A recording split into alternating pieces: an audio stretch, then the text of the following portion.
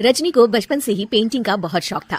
वो हमेशा से ही पेंटर बनना चाहती थी, पर उसके माँ और पिताजी ने उसको कभी भी इस चीज के लिए सपोर्ट नहीं किया और उसकी शादी नीरव से हो गई। नीरव रजनी को बहुत प्यार करता था, पर रजनी हमेशा चुपचाप ही रहती। वो इस शादी से खुश नहीं थी। वो ये शादी नहीं करना चाहती थी। उसे तो हमेशा से पेंटर जो बनना था।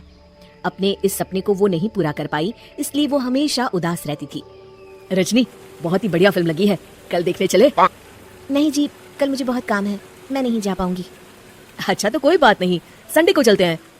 देखिए, मुझे फिल्म देखना पसंद नहीं है, आपको जाना है तो चले जाइए।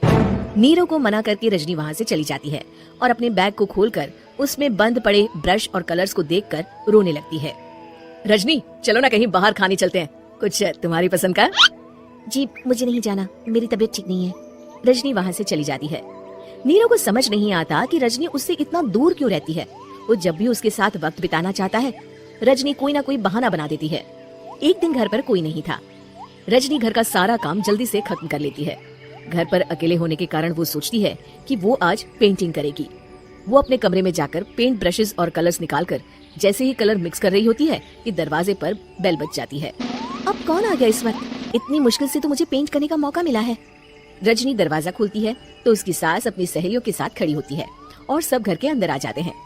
अरे बहू, सबको शरबत बनाकर पिला दे, बाहर तो बड़ी गर्मी है। जी। रजनी पेंट ना कर पाने से उदास हो जाती है। उसे गुस्सा भी आ रहा होता है कि उसने इस शादी के लिए हाँ क्यों कह दी। वो रसोई में जा रही होती है कि उसकी सास उसे रोकती है। बहू, सबके खाने का भी इंतजाम कर लेना, आज का लंच तो ये सब यहीं करेगी। हाँ। रजनी बिना कुछ कहे रसोई में चली जाती है। सबके लिए खाना बनाती है। सब खाना खाते हैं और रजनी घड़ी देखती है कि ये सब कब जाएंगे ताकि वो अपनी पेंटिंग कर सके। जब शाम होती है तब सब चले जाते हैं अपने घर। अरे बहू, सब तेरे खाने की तो बहुत तारीफ कर रहे थे, सबको बहुत अच्छा लगा खाना। आपको मुझे सुबह बताना चाहिए था ना कि आपकी सहेलियां आ रही है। पता भी है कितना वक्त लगा सारा खाना बनाने में। अरे बहू, तू ऐसे कैसे बात कर रही है मुझसे? तो और कैसे बात करूं? मैं इस घर की कोई नौकरानी नहीं हूँ कि इतना काम करूंगी। रजनी अपने कमरे में जाकर दरवाजा बंद कर लेती है। शाम को जब नीरव आता है तो उसकी माँ उसे पूरी घटना के बारे में बताती है। क्या रजनी ने आपसे इस तरह बात की माँ? हाँ, और पता नहीं उसे क्या हो गया है, शाम से बाहर भी नहीं आई है। मैंने तो कई बार आवाज दी, खाना भी नहीं खाया उसने। तू ही बात करके देख ले बेटा। नीरव अपने कमरे का दरवाजा खटखटाता है। रजनी, दरवाजा खोलो, मैं हूँ। रजनी दरवाजा खोलती है और फिर वापस जाकर अपने बिस्तर पर लेट जाती है। रजनी, माँ से बात करने का ये क्या तरीका है? मैंने कोई गलत बात नहीं की है। अरे तुम क्यों ऐसे बर्ताव कर रही हो सबके साथ?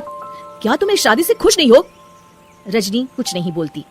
अरे बताओ मुझे रजनी, क्या ये शादी तुम्हारी मर्जी के खिलाफ हुई है? हाँ, मैं ये शादी कभी नहीं करना चाहती थी। तुमसे क्या, मैं किसी से भी शादी नहीं करना चाहती थी। रजनी रोने लगती है। चुप हो जाओ रजनी, बताओ मुझे, तुम क्यों नहीं करना चाहती थी शादी? रजनी बेड के नीचे से अपने पेंटिंग्स, कलर्स, ब्रश, पेपर्स निकालती है। इतने में उसकी सास भी कमरे में आ जाती है। ये देख रहे हो, ये थे मेरे सपने।